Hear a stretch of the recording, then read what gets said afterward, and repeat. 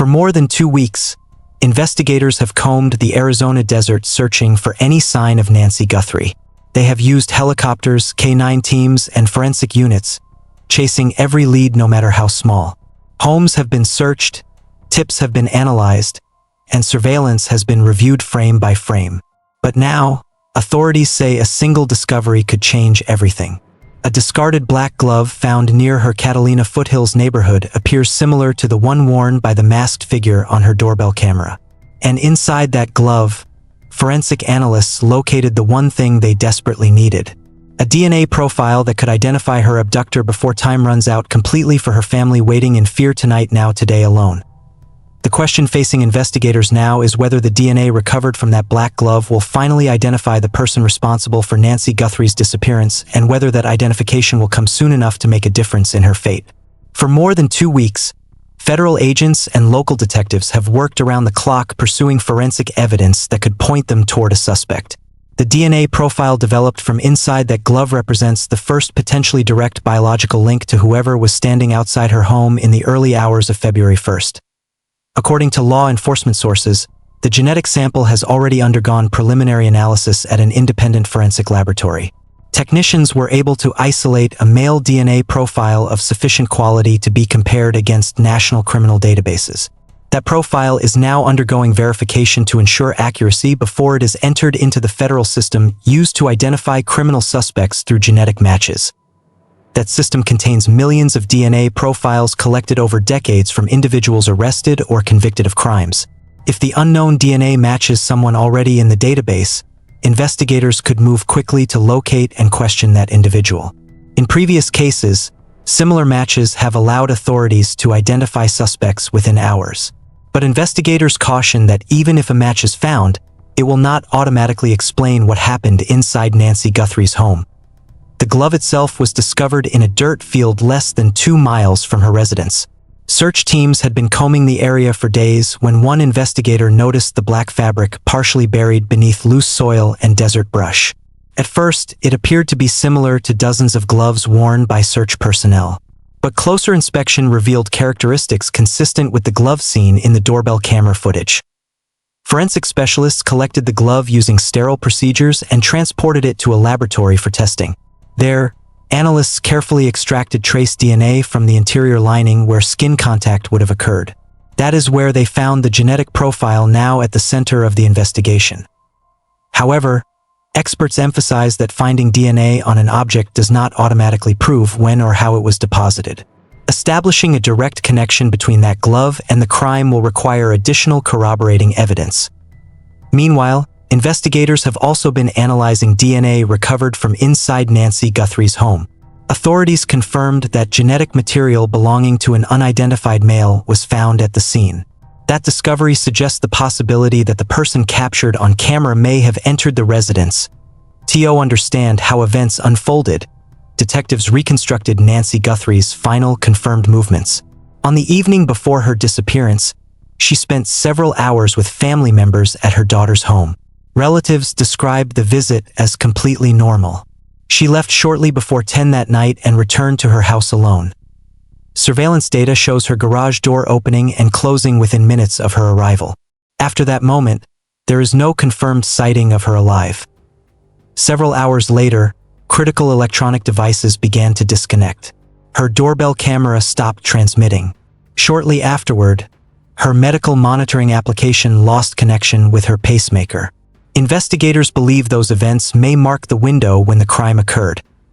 Her phone remained inside the house, suggesting she did not leave voluntarily. When relatives arrived the next morning and discovered blood on the front porch, they immediately called authorities. That discovery transformed what had been a welfare check into a criminal investigation. From that point forward, investigators began searching for any sign of forced entry, physical struggle, or forensic evidence that could explain what happened during those early morning hours. Every surface was examined. Every object was documented. Every possible clue was collected. But despite those efforts, Nancy Guthrie herself was gone. As the investigation intensified, forensic teams turned their attention to the digital evidence left behind. Specialists worked to recover data from Nancy Guthrie's doorbell camera, hoping it might contain images of whoever, approached her home that night. Initially, it appeared that no usable footage existed because the device had been disconnected. But deeper forensic analysis revealed something unexpected. Even though the camera had been disabled, fragments of video remained stored in temporary system memory. Using specialized recovery techniques, analysts were able to reconstruct images captured just before the device went offline. Those images showed a single individual walking toward the front door. The person's face was concealed behind a mask. They wore dark clothing and gloves. Their posture suggested purpose and familiarity with their surroundings. At one point, they appeared to reach toward the camera, as if attempting to block its view. Investigators believe this moment may have unintentionally preserved the very evidence the suspect was trying to destroy. Behavioral analysts studying the footage noted that the individual did not appear rushed. Instead, their movements were controlled and deliberate. That observation raised questions about whether the crime had been planned in advance. At the same time, detectives began pursuing leads generated by public tips. Thousands of calls and messages poured in from across the country. Each one was reviewed. Each one was investigated. Some leads resulted in search warrants. Others led to interviews with individuals who lived nearby. But none produced definitive answers. Authorities also examined vehicle records, cell phone data, and surveillance footage from surrounding areas. They mapped movements, tracked signals, and searched for patterns that might reveal the suspect's identity. Meanwhile, Nancy Guthrie's family made public appeals for her safe return. In emotional statements, they pleaded for anyone with information to come forward. They expressed hope that she was still alive. Their appeals underscored the urgency of the situation.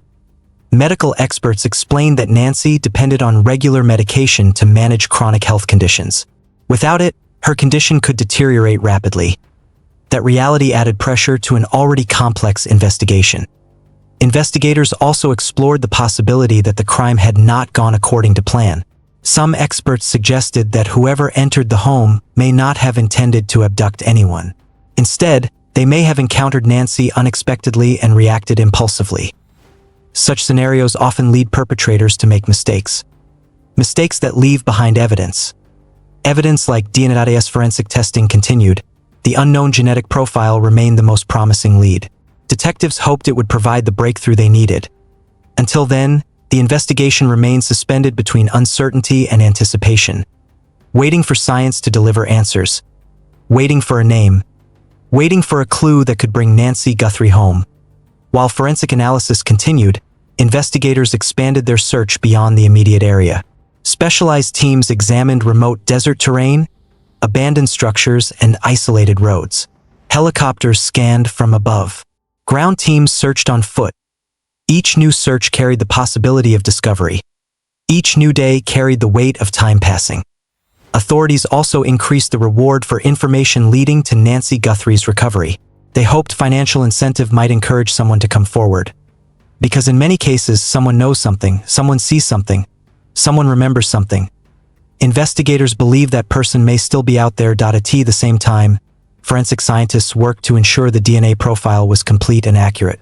Even a partial match could help narrow the search. Even a distant genetic relative could point investigators in the right direction. Modern forensic genealogy has solved cases once considered impossible, but it requires patience, and time is something Nancy Guthrie may not have. Her family continues to wait. Investigators continue to search, and somewhere, the truth continues to exist. Whether it lies hidden in a laboratory result, buried in the desert, or held in someone's memory, it remains the key to solving this case. The black glove represents more than evidence. It represents possibility. Possibility of identification.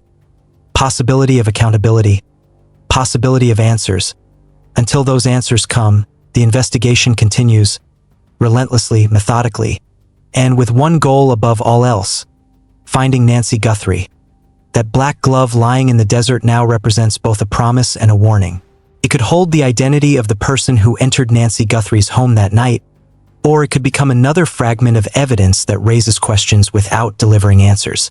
Investigators are still working to determine whether the DNA recovered will point to a suspect. Until then, they wait. Her family waits. And somewhere, Nancy Guthrie is still missing. Authorities continue to urge anyone with information to come forward.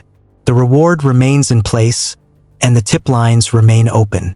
Detectives believe that one call could change everything, because every passing hour reduces the chances of finding her safely. Every day without answers deepens the uncertainty surrounding her disappearance.